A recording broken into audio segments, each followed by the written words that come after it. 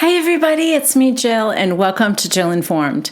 This is the recap of The Real Housewives of Beverly Hills, Season 13, Episode 4, Hellevator. We left off last week the next morning after the Magic Mike show. The ladies were having breakfast in the suite and Garcel announces that she's not sure she trusts the other women around her family. Garcel has every right not to trust them after last season. Well, I don't think Sutton and Crystal did anything, but the other ladies, with their comments that they and their husbands made about Jax and also Erica's behavior toward Jax and Oliver. So when I say, why Garcel, it's just what I mean is, why now?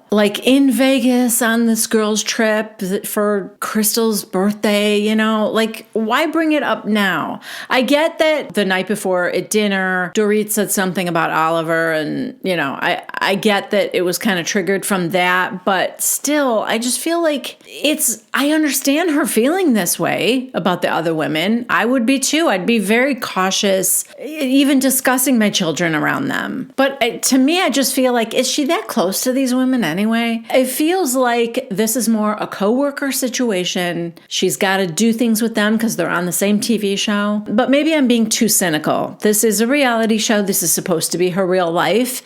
And Garcel has got to get this off her chest. This is how she's been feeling, and she wanted to say something about it. So, more power to her. I'm not that confrontational, so maybe that's also why I was thinking, can't you just think that in your head and move on? Garcel admitted that Kyle apologized at the Eagle Woman retreat. She apologized again there, and I think they apologized during the reunion. So it's not that she's not getting any sort of apology from the ladies. It's just that it's not really the kind of thing that you can forgive. I think that part is a lot harder, and it's probably kind of eating away at her a little bit, and she just wants to get it out in the open and be honest about it, I give her credit for that. To me, it's just whenever the ladies are getting along, let's just keep things nice, But yeah, it would not be much of a show if we did things my way. So this episode actually begins with the ladies now in their rooms getting ready for the day. Dorit's on the phone with PK and she's telling him about the Magic Mike show and, Sutton's overreaction. And PK's response is, tell her to go to the Mary Poppins show down the road then. She knew what she was getting into. Yeah, I think it's kind of what we all thought. I mean, not about going to the Mary Poppins show down the road. I don't know if there is a Mary Poppins show down the road in Las Vegas, but we all agree that she knew what she was getting into when she went to see Magic Mike. Anyway, then he talks about how he had dinner with Mauricio, and both of them kind of talked about how they had rough years and how it was a struggle within their marriages as well. We see a little clip of the dinner they had together, and Mauricio said he doesn't have the time or the interest in fighting with Kyle. As far as he's concerned, Kyle is always right. And PK said, but she can't always be right. And Mauricio says, she can if I don't want to fight it. That seems healthy. Okay, so I guess the ladies are kind of splitting up. Kyle and Dorit are having lunch together. Crystal and Erica are having lunch together. And Garcel and Sutton are going on a gondola ride. And then they're meeting Oliver for lunch. So we start with Crystal and Erica. And of course, they're talking about the Magic Mike show and Sutton. And Crystal said, I think it would have been better for Sutton if she had been called up first. So yeah, as some of you suggested, it may have been planned that Sutton, because she's wearing pants, that she would go up for a different number. And that the act that Crystal and Erica were doing was just something for two women. And then there might have been a different one that Sutton was going to get called up for. Maybe even, one of you suggested, maybe even the one that Kyle got called up for, because Kyle was wearing a dress and really wasn't supposed to go up on stage. So maybe that was supposed to be Sutton's, the whipped cream one. And she liked the whipped cream because the ballerinas don't have a problem with whipped cream. That's just fun and silly. Anyway, with Sutton and Garcel on the gondola, The gondolier is, asking, so are you having fun here in Vegas? And Garcel's like, yeah, we went to see the Magic Mike show. And he goes, oh yeah, of course. It's the best magic show in town. That was actually kind of funny, even though I'm sure he says it 700,000 times a day. Sutton actually just looks like she wants to kill Garcel. And then she asks her, how are you feeling? And Garcel said, honestly, I'm feeling a little unsettled from the conversation this morning. She's glad she got it off her chest, but it wasn't received the way that she hoped it would have been. She said, when I see Kyle and Dorit, I don't know how it's going to be. I said to them, la, la, la, la, la, la, la. Gondolier starts singing loud. And it just stops Garcel in her tracks. And they're having a serious conversation. Probably not the best conversation to be having in a gondola. It's usually reserved for more romantic occasions or, people that are just enjoying their surroundings. And then, of course, the beautiful baritones of the gondolier coming through would be a welcome addition. In this case, Garcel just kept trying to talk. And every time he would pause, she'd be like, so anyway, la, la, la, la. And she'd stop. So I said to la, la. It just kept going. She finally gives up. He finishes the song and they applaud. He does have a beautiful voice, by the way. Just saying. And look, there were obviously cameras in the gondola. And I can't really blame him for seeing that as his shot to get on TV, I get it. Who wants to be rowing a boat through an indoor swimming pool for the rest of their life? He wants his big break. Now we check in with Dorit and Kyle. She's, they talk about Garcel's, what she said that morning a little bit. Dorit just said, listen, I understand that Garcel needs to be honest about her feelings. I guess she moves on from that pretty quickly because now she's just asking about Mauricio. Dorit wonders if Kyle's desire to get away from everybody, like she said in the car the other day, stems from her falling out with Kathy. She's like, because that's traumatic. And Kyle's like, maybe. Then we see a montage of confessionals. Dorit said, I think that Kyle not drinking has allowed her to have more control over everything. In Sutton's, she goes, you're no longer drinking. You got 5 tattoos. You work out. Who works out anymore? Seems to me like ding, ding, ding, midlife crisis. In Garcel's, she said, I thought she was just going to take a break. She's really doing this mocktail thing. I miss the old Kyle. Not the splits, but Kyle. Yeah. I don't think any of us miss the splits, Kyle, but yeah. But Kyle herself doesn't feel like she needs to be the fun time girl anymore. The one doing the splits and twirling her hair in a ponytail. She's like, this is who I am now. Take it or leave it. Okay, back to Crystal and Erica. Crystal asks Erica if she misses her old life. And she said, well, parts of it. Christmas time and the lights and the warmth in the house. Yes. The fighting and the pressure, no. She says her life will be forever changed, but even if she could, she would never go back to her old life. With Kyle and Dorit says, so I told you this wasn't a very good year for me and my marriage. And Kyle's like, yeah, me too.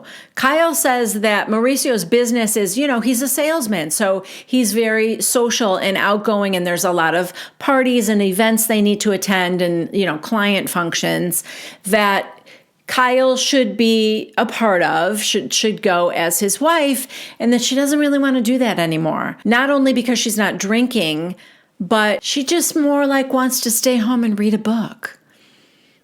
Does Kyle read?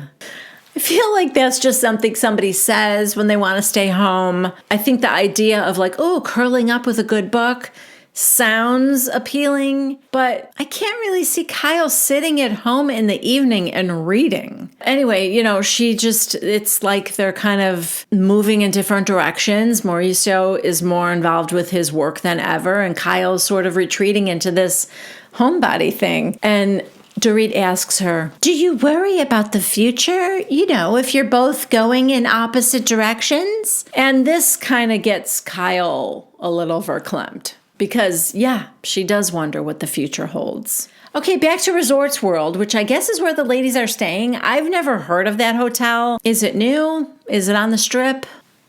Maybe. So everyone is now getting ready for the evening, and they are going out to dinner, and then they are heading to Gillies, which is like a famous country bar with a mechanical bull. Sutton is acting like she wants to ride the bull. She's very excited about it, but, you know, fool me once. I seem to remember a girl with a stack of singles who was very excited about Magic Mike, and things went bad. So I am not getting my hopes up that I'm going to see Sutton on a mechanical bull. I'm afraid that if she sees Erica on the bull first, she's going to think it's too vulgar. Too vulgar for the ballerinas. Yeah, NSFB.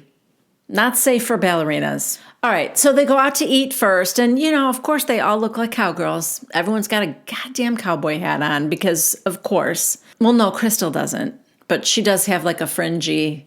They're all cowgirls. They're all cowgirled up. And they head into this really nice restaurant with napkins with their names embroidered on them. What the hell? Is it in their own building? I bet, because remember, their pillowcases have their names embroidered on them in their room. So I see a theme here for Resorts World. They sit down, order their food, and while they're waiting for it to come, Garcel pulls out a deck of cards. Yeah. I have a game, everyone. Is this the new housewife thing? That get the ladies together, give them one of these deck of cards that have the questions on it, you know, the hypothetical questions. And it feels lazy. Like we don't have anything real to argue about, so let's come up with hypotheticals. I don't know.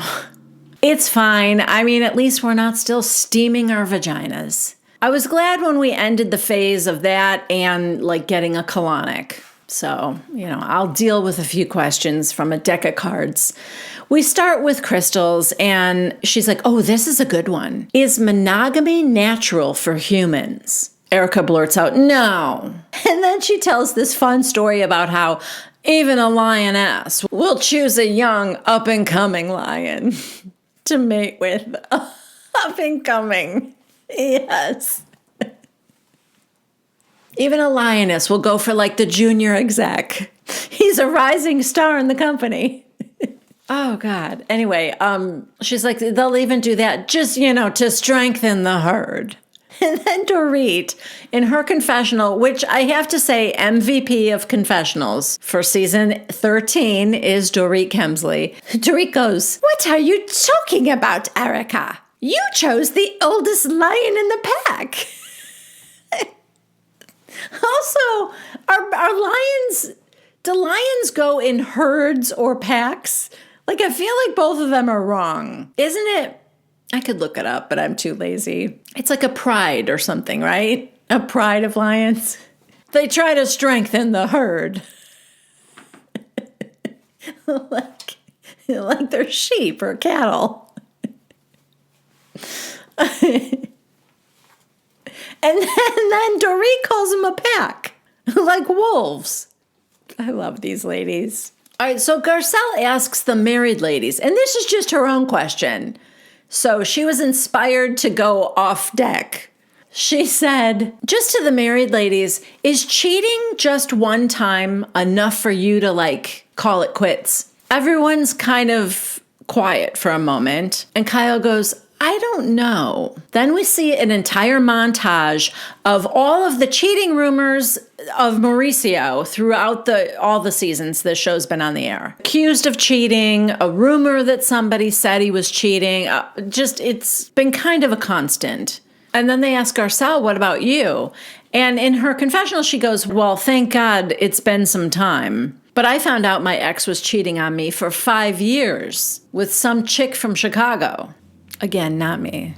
I don't even know Mike Nylon. Mike Nylon reminds me a lot of Rob Minkoff, just in that they're kind of older, like nerdy white men. Yeah. Not into it. Anyway, Garcel, when she found out, sent an email to all of their friends and family, letting them know what he had done for the last 5 years. So that's one approach. Now Dorit gets the next card. At what point does money stop making people happier? And have you reached it? Again, Erica's the first to blurt out, no. I assume she's answering the second part of that, have you reached it? Dorit goes, but at what point does money stop making people happier? And she says, when you stop worrying about paying the bills. I went from having it all to having nothing. Okay, hold on, drama queen. Look, I know I love to tease about Erica's shitty house in her shitty neighborhood with her shitty black mold pool. But it's a joke. That's why I say it. It's ironic because all the ladies were acting like, oh, poor Erica, when she lives in a beautiful neighborhood in $1 million+ home. And to them, it was like, oh, it was so sad. So that's when I started joking about it being shitty. It's not. It's anything but. I mean, it's a house with an in-ground pool. Granted, the pool is filled with sludge. I mean, could she afford to take care of it? Maybe not. But it's still hard to hear her say that she has nothing when she clearly has so much more than many of us do. Having said that, I can appreciate that it probably feels very different to her. We know it's very different than what she's used to. And I also actually liked it when she said, I would love to go shopping and pick out a bag and say, oh, that's cute, I'll take it. But at least now I know when I do buy something, it's my money and I earned it. Okay, now it is time to go to Gillies. Right away, there's some guy doing tricks on that mechanical bull. Like he just runs up and jumps on top of it, like in a standing position, and he's doing all these like moves on it and stuff, and then jumps off. That was kind of impressive. And Sutton is getting nervous. I was afraid. And Sutton says, I'm watching all these other women riding that bull, and their chests are really bouncing around. Then I look at our group of ladies, and we don't need an implant flying out. So Kyle lasts for 25 seconds, and then he stops it, and he gets her off. Also, the guy carries the ladies to the bull, puts them on it, and then carries them off again. It's weird, right? That's a little weird, a little sexist. Sutton is next. She keeps telling him, you have to be nice to me, though. I need to go slow, and I need this and that. And I'm thinking, oh, he's going to, like, turn it on top speed, and she's going to go flying. Her and those skinny little chicken stick legs are going to go flying off of that bull. But no, he was very nice to her. She did 14 seconds, said she had enough, stopped it, got her off. Yeah, I would say the whole thing was ballerina board approved. But Erica Jane approved? Not so much. Yeah, no, in her confessional, Erica goes, if Sutton's bull riding skills are any indication of her dick riding skills, no wonder she's not getting a second date. Whew! That one took a lot out of her. Oh, God. We never saw anybody else on a bull. I'm shocked Erica didn't do it. I'm trying to think now if she was wearing like a tight skirt or something. I don't think so. I don't know. Anyway, now it is the next morning and everyone is packing up and getting ready to fly home. They all kind of end up standing in the lobby, waiting at the elevator banks. And one of the elevators opens and it's Mikey and his partner Davis. As you recall, Davis was in the Magic Mike show. And Erica sees them and everyone's like, oh, hey! So Erica goes over there by the elevator and she tells Sutton, this is your chance to apologize. And Sutton's like, y'all were amazing. But of course, Erica doesn't let up. She's not going to let her off that easy. Sutton, it's your chance to apologize to my friend, who you said was over the top and that the show was shitty. Okay, I did not hear her say that. And also, does someone need to remind Erica about Lent? Sutton goes, I did not say that at all. You guys were amazing. It was just that one spread eagle. Yeah, just the one spread eagle. No relation to Eagle Woman, by the way. Or is there? It's Eagle Woman's nasty cousin, Spread Eagle. Oh, God. Her approach to healing is much different. A little more hands-on, if you will. So Davis is, of course, very polite about it all. And he's like, well, I'm sorry, maybe come back again and see the whole show. And Sutton goes, I would love to. I'm sorry I missed part of it. So they say goodbye. The elevator doors close. And Sutton's pissed. She's like, really, Erica? You're going to put words in my mouth? I never said the show was shitty. Erica goes, it doesn't matter. And she goes, but you lied. And Erica goes, I didn't lie. You didn't like the show. Well, okay, yeah, but she didn't say it was shitty. That part's the lie. In Erica's confessional, she says, the Lent thing is still in effect. So the producers must have asked her about Lent. So she says, it's still in effect. But God shined down upon me that day, and he gave me the go-ahead to confront Sutton. He opened the elevator doors. This is a great story, by the way. He opened the elevator doors, and there he was. I mean, you cannot time that. Wait, who was there? God or Davis? Or is she saying that God is Davis?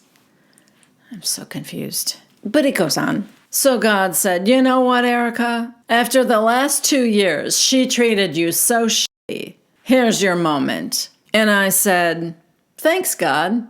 I'll take it.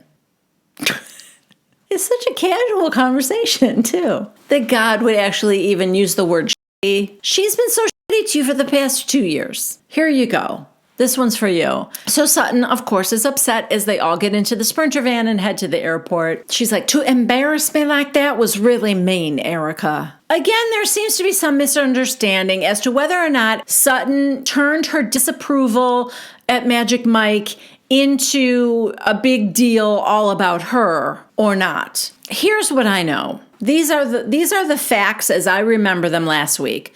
Sutton became very upset when Spread Eagle arrived for a healing session on stage. And she got up and left. Dorit said, do you want me to come with? She said no. Now, she was muttering to herself all the way to the bathroom while she was mic'd stuff about being on the board of the American Ballet Foundation, which personally I thought that was a little too precious of her to bring that up like, oh, this is so beneath a board member. Like that was irritating, but also she didn't say it to anybody. She was mumbling it to herself as she went to the bathroom. I don't think anybody in that theater heard her or that it disrupted the show in any way. Garcel followed her and then stayed out there with her. And Kyle, after being on stage, went to go find the bathroom, saw them, and then stayed out in the lobby as well. Kyle texted Crystal, Sutton's upset, we gotta go now. Crystal repeated that verbatim to Erica and Dorit. And then Crystal, she herself left. So my point is, those were the facts. Sutton didn't make it a big deal all by herself. She had a lot of help in this becoming a big deal. Do I think she would have come back in if nobody had gone out to follow her in the first place? Probably not. But I think she's allowed to have her own reaction to what she saw on stage. That part's okay. Again, I think she was being a little sanctimonious about it, bringing up her status on the board of the Ballet Foundation. But she's entitled to whatever feelings she had, and she's entitled to leave. Now, do I think she would have been upset if nobody followed her?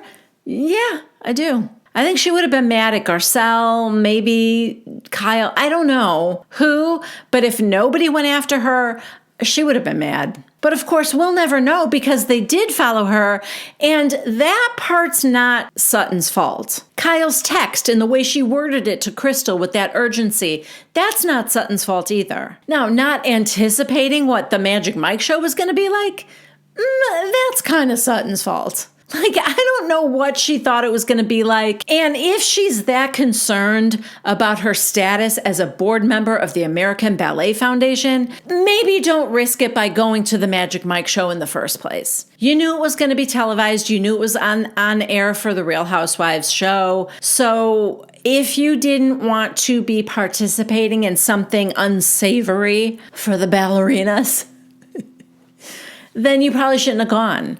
That's on you, though. You had a stack of singles. You were all excited. Again, what'd you think you were going to do with those singles? So Dorit says to her, Sutton, if you could do it all over again, would you have gone back in so that Kyle and Garcel would come back and we could all be together? And Sutton goes, why couldn't I sit in the lobby? Which, that was kind of my point. She didn't ask anybody else to stay there with her. But as soon as she said, why couldn't I just sit in the lobby? Kyle goes, because you were unhinged.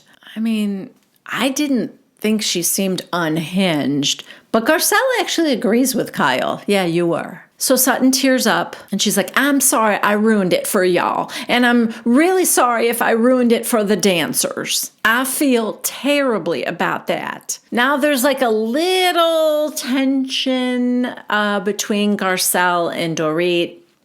This, I assume, is sort of a leftover stuff from the morning when Garcel said, I don't trust you guys around my family.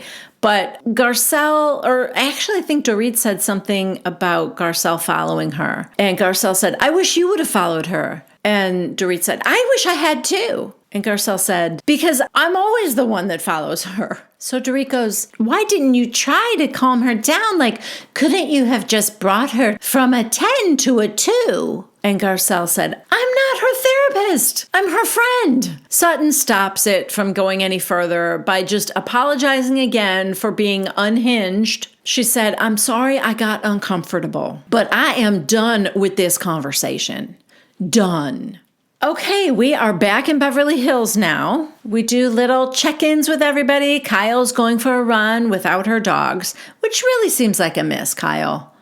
She's got like 4 big dogs that I'm sure would love to get some exercise. But no, she locks them back in the house. She goes for a run. We also check in with Erica boxing and Sutton, who's just at home talking with her dogs. Okay, so the next scene is a lunch between Erica and Garcel. Of course, they kind of rehash Las Vegas. It was a fun trip. They laugh about how they had to share a room. Well, Erica got her own room too. I was wondering about that. We never saw her room. But they were laughing about how Garcel had to share a room with Sutton and Kyle and Dorit had to even share a bed. And they both agree, no, we're too old for that. Erica goes, and Kyle said Dorit talks in her sleep. And Garcel goes, oh, shocker. She said, I really like Dorit, but I just think that we just kind of butt heads. With her talking so much, she doesn't listen enough. Erica goes, I've learned to speak Dorit. Yeah, I just like zone out and then come back again. So Garcel tells her that she's upset because when she shared her feelings about, her kids, Dorit got defensive. And, it made Garcel feel like, well, I can't tell you guys when I'm upset about something because you're going to, turn it around and now you're the victim somehow. And Erica said, listen, if you and I can get to a good place, there's definitely hope for you and Dorit. Okay, and this last scene now takes place at Sutton's house. Kyle comes over. It's pouring rain. She comes in. She's got her hunter boots on that Sutton bought for everybody as a vacation gift. You know what? It just occurred to me. Sutton stopped doing that, didn't she? She used to give these crazy expensive gifts for every woman every time they'd go on a girls' trip, whether it was Sutton hosting it or not. Anyway, they go in the kitchen, sit down, and have some tea. And I just have to say that Sutton's impersonation of Erica is must-see TV. Must-see TV. And if I can sneak in a little video of it, I'm going to do it. I just, I don't know if the copyright police are going to get after me for it, but I'll see what I can do. I will just say that it is it accurate? Nah, probably as accurate as my impersonation of Erica is. I guess she's just saying to Kyle, and what was up with Erica? Cue the elevator doors. Ow! Sutton, now's your chance. You can apologize.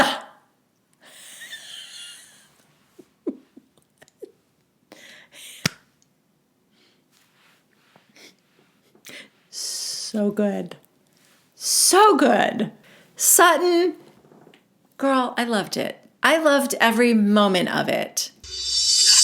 Oh, Sutton, now's your chance.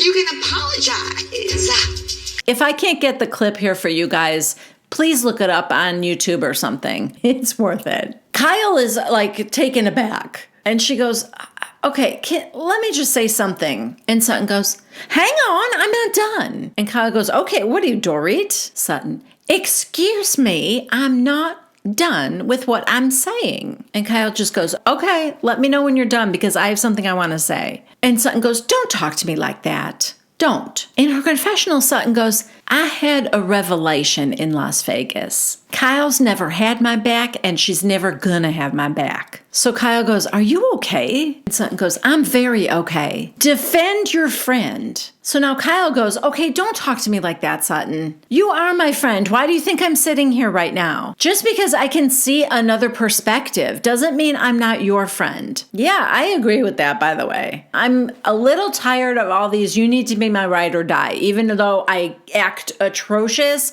you need to back me up because we're friends. No, I will call you out on bad behavior. Sorry. That's the kind of friend I am. I think some people need a friend like me. So Kyle tells Sutton that she has a habit of kind of losing her shit in ridiculous circumstances, like being over the top for no reason. This begins a little game that I like to call Name 'em. It goes on for a really long time, where one person just keeps saying the same thing over and over again. In this case, the person is Sutton, and the thing that she says over and over again is name 'em. It goes a little something like this. You have a habit of losing your shit in ridiculous circumstances. Name 'em. Well, there was name 'em. I am name 'em. Well, what you did was ridiculous. Name 'em. Okay, well, name 'em. Not having name 'em. Well, the time you name 'em. You were name 'em. Well, be quiet. I'm name 'em. I'm trying to name 'em. Let me talk. Jesus. Now Sutton looks shocked that Kyle would shout at her like that. I mean, come on, girl. You keep saying name 'em like your brain short-circuited. Of course she lost it on you. So after a long pause, Sutton smiles and she goes, name 'em. I swear to you. Now it's Kyle that looks shocked and concerned for Sutton's mental well-being. Sutton, name 'em. Kyle, are you okay? Name 'em. I don't know if you're okay, actually. Name 'em. And Kyle goes, stop saying that. Name 'em. Did Sutton break? Does somebody need to shake her? I feel like she needs to be unplugged and plugged back in again. Let's restart her and see if we can't, shake that loose. Is this what she's like on a first date? That would explain it. That right there would explain no second date. Kyle goes, are you okay? Name 'em. Kyle, you're being incredibly, incredibly rude. Sutton, how am I being rude? Oh, thank God. Thank you, Davis. She didn't say name 'em again. So Kyle's like, well, if you don't see that. And Sutton goes, I don't understand the word rude. Kyle, do you need me to get a dictionary? Sutton, I'm asking you to name circumstances. And Kyle goes, be quiet and I will. When you didn't have a gift at Lisa Ritta's, and then you had to say your ugly leather pants. You lost your there. We get a delicious flashback to, well, at least I'm not in ugly leather pants. Then she says, in Lake Tahoe, you lost your shit there. We get a flashback to her feverishly face rolling while she's talking to Crystal. Oh God, this is like Sutton's greatest hits, if you ask me. These were some of the best moments on the show. Kyle just goes on to say, and then you lost your at the Magic Mike show. She goes, You did not seem okay in Las Vegas, and frankly, you don't seem okay now. To be continued, guys. Yeah. Oh my God, you guys. I mean, look, saying name 'em like 10 or 11 times like a lunatic, that can't be ballerina approved behavior, right? At least she wasn't spread eagle when she did it. Or maybe that would have helped. Who knows? I do not. But all I know is that is it for me this week, you guys. Thank you so much for being here. Please leave a comment down below. I want to know what you thought of Sutton's erratic behavior, should we call it? Anyway, I hope you liked this recap, and if you did, please give it a thumbs up. If you haven't yet subscribed to my channel, please consider doing so. And if you click on the bell icon down in the corner there, you will be notified every time I post something new here on my channel. As always, I am an Amazon affiliate. If you open up the description box below this video, click on any of the links that I have to Amazon, and then you can purchase whatever you want from Amazon, and I will get a small credit for those qualifying purchases. So thank you in advance for that. I love you guys, and I will see you next week. Bye.